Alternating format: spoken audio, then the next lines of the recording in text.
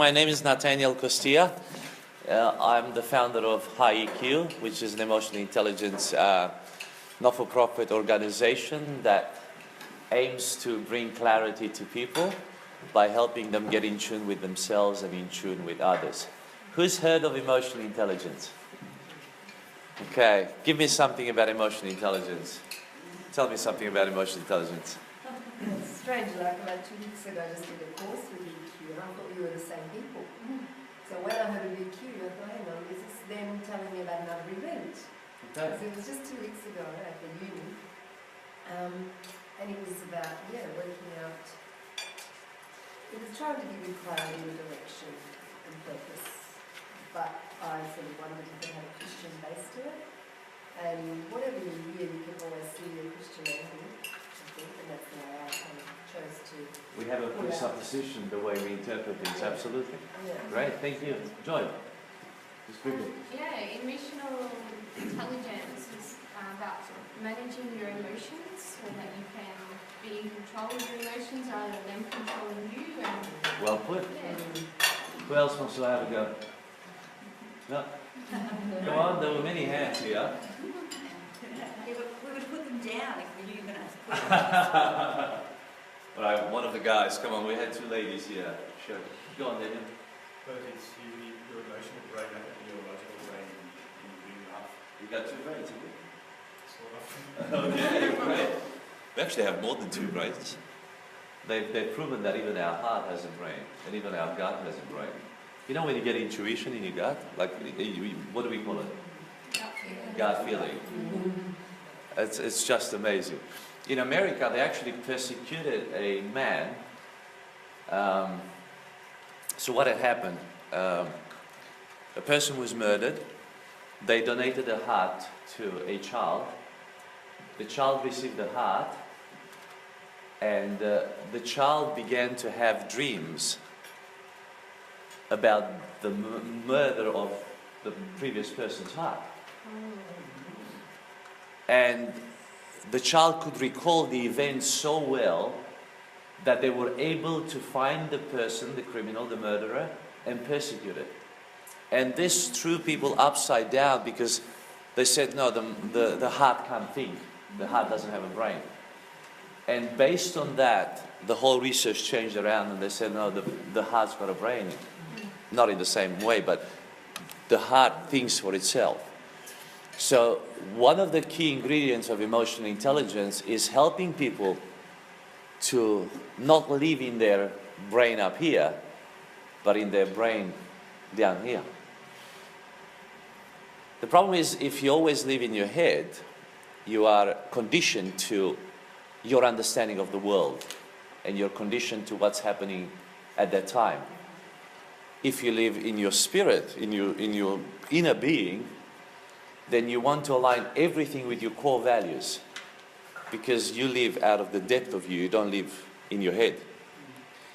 But we are becoming, especially in the Western world, we are becoming conditioned not to listen to what's going on inside of us, but to listen to what we logically or reasonably think. We reason in our thoughts. And that is... that can be a major problem. That's why we have so much mental illness. That's why people can't sleep at night. That's why there's so much depression out there and anxiety and stress, because people don't know how to detox. They don't know how to get out of their heads. So I've prepared, just before I go into this, I just want to acknowledge some wonderful people in the room.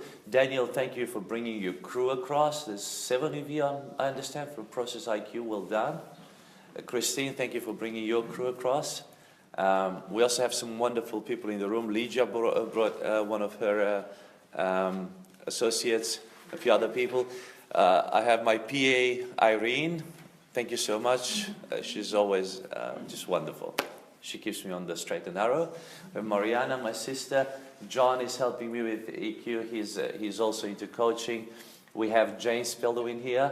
In blue, Jane runs the community services here. If you ever want to get involved in that, we do give a meal every Wednesday at 11:30 here for free to the community. So you're quite welcome to come and see how that looks, what expression that is.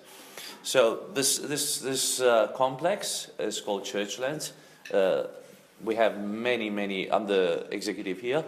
We have a church here, we run community services, we give hampers, we have a lot of activities for children, a variety of things that are run here. We're looking to do more in the community. We also have Deborah Kirby here, who leads all the work with children and families. So we're looking for ways to address the community. I've prepared a lot of stuff for you today, and because it's our first, so we're beginning the journey in Positive Breakfast. And in the pack that I've given you, you will see that there are 3 of them planned for this year in this brochure. On the 16th of August, which is today, then on the 6th of September and 18th of October. And I'd really like for you to consider coming to those and inviting other people if you find today useful.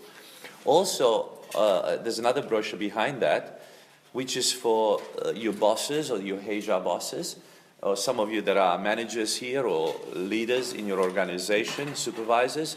This is a longer session. This is from 7 till 9:30 a.m. and this is helping you understand how EQ works in your workplace. So this will give you some tools that you can use with your own staff and just to build that relationship better. So that's on the 4th of October. Make sure you pass that to whoever needs to know, or make sure you join us for that. Now, I've also prepared a couple of running sheets for you today.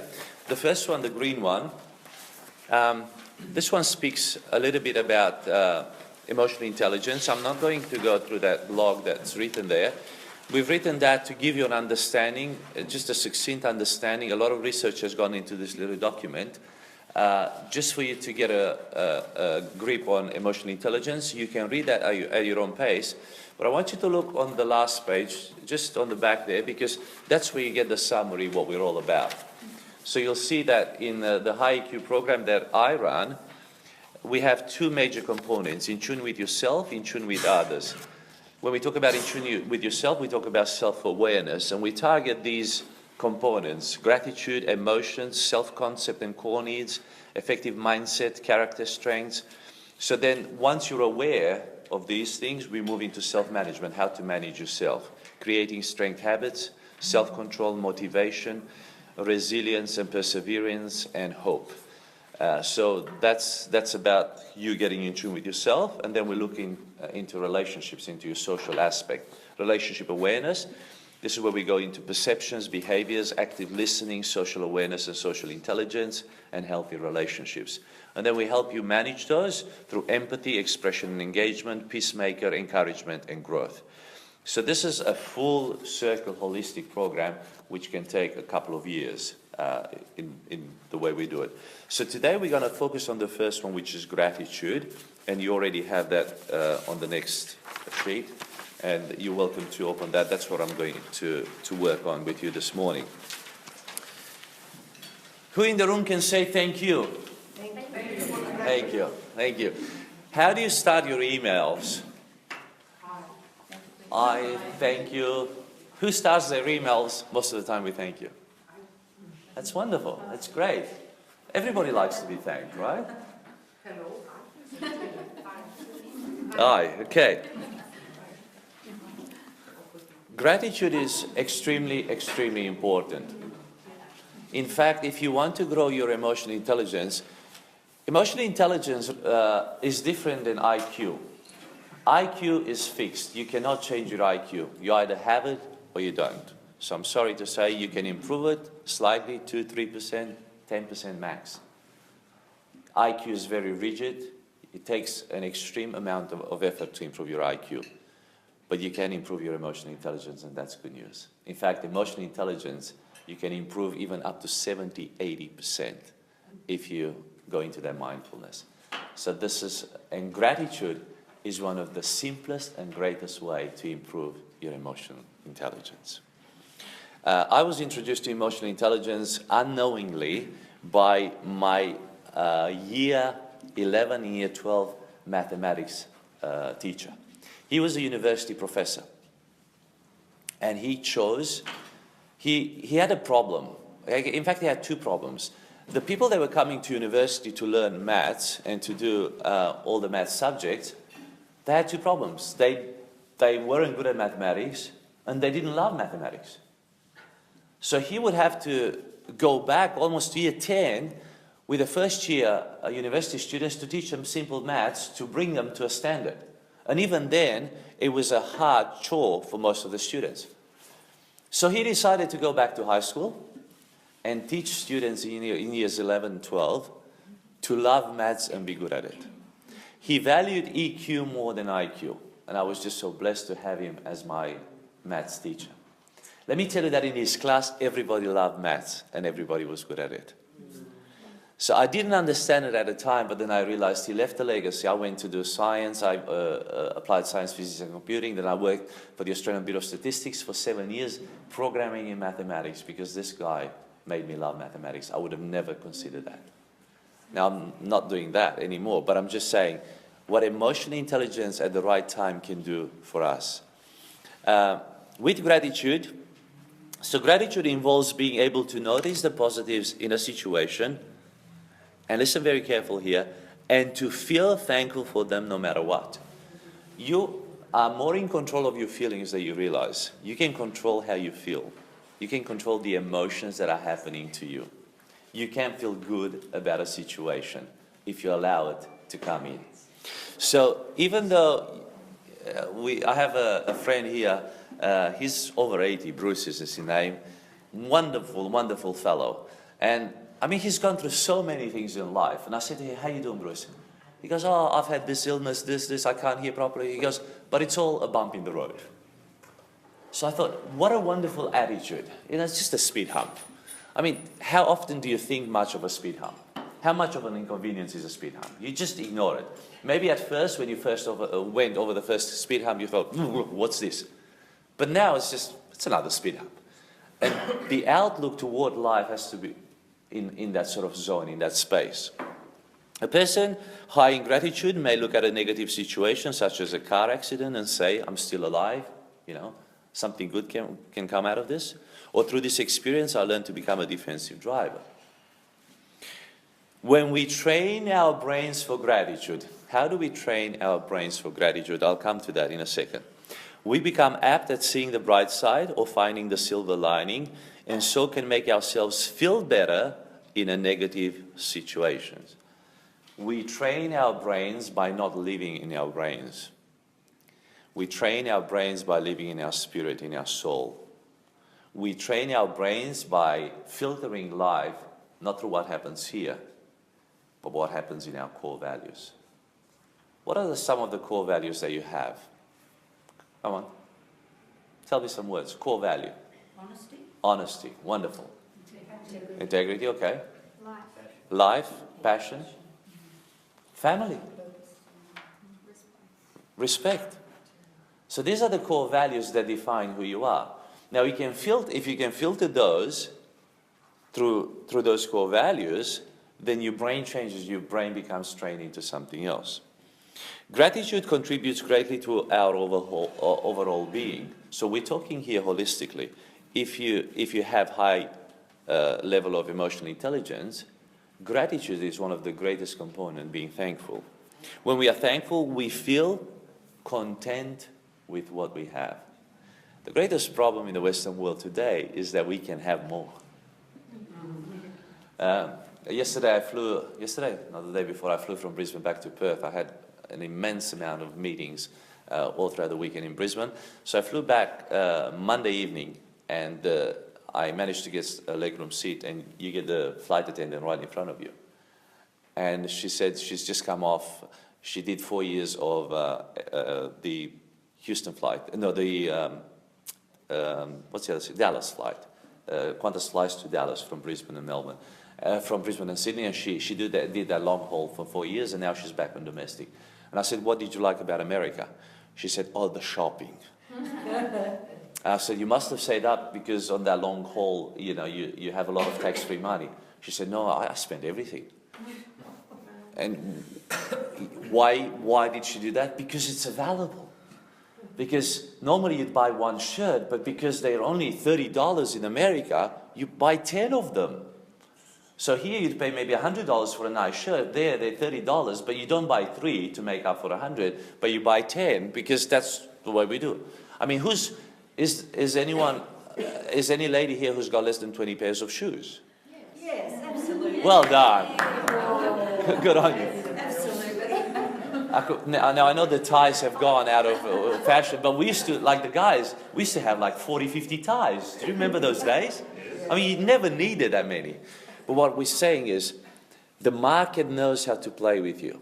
The ads on television, everything, these are psychologically scienced to get to you. And to always create a need, even though that you don't have that need, they call it a felt need.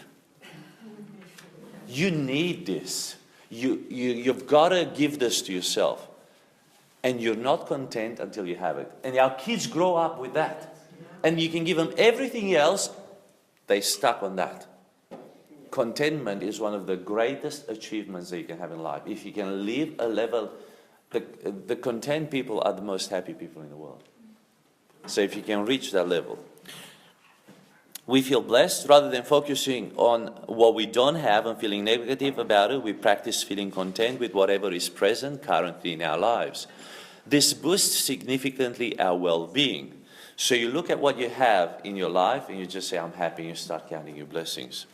If you're faced with an awful situation or you're worried about something, ask yourself, what would be the worst thing that could happen to me or to you? What's the worst thing that could happen? Can you see beyond that circumstance, that mishap? What will it matter 5 years from now? I mean, is it really that bad? You know? What happened 5 years ago? Do you actually remember? Did it really matter? I mean, for the time, it mattered so much that you lost 3 nights' sleep. And you got angry with everybody else. And you broke relationships over arguments that weren't even worth arguing for. We got to look beyond the arguments. We got to treasure the relationship. We got to treasure the people. We got to, you know, Lincoln, I think it was, who said, I'd rather lose an argument than win a friend. You know? Let me tell you a little story. When I did the mail out for this, somebody replied to me, you know, some people say unsubscribe, and that's fine.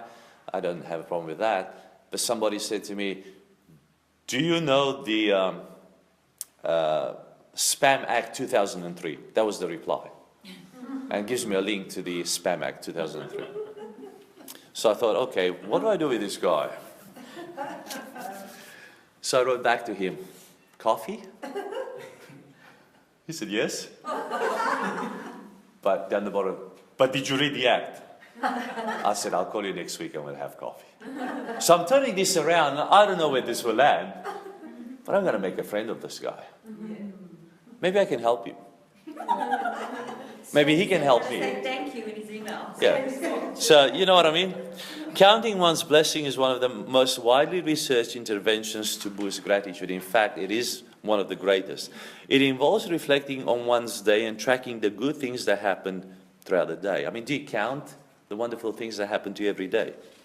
Often the approach is to write down 3 of those things that occurred, why one is grateful for them, and what role one played in the experience. So on the next page, you have the opportunity to grow, and that's why you got the pencils there. We're going to process something here. You're going to list 3 things that you're thankful for and why. So you find at least 3 things why you are grateful for that thing. Think about the role you played in that experience. What role did you actually play in that experience? What did you do in that experience? Who were you in that experience? And then I want you to do this before you go to bed every night. You can photocopy that, or you can just type it or write it or put it in your notes. But let me tell you, why is more important than what? Why is that important to you? Why are you thankful for that particular thing? So make sure that you state why you are grateful. So for example, if you're grateful for the rain this morning, not many people are, but you may turn that around and say, yeah, I'm grateful for the rain. Why? Green lawn. Green lawn. Why? Do you know what I mean? What role did you play in that? Nothing. As you observer. Isn't that wonderful? That you can be thankful for something that you just observed. You know, it could be family, it could be your children. The key with this is every night to do something else. Don't say what you said last week.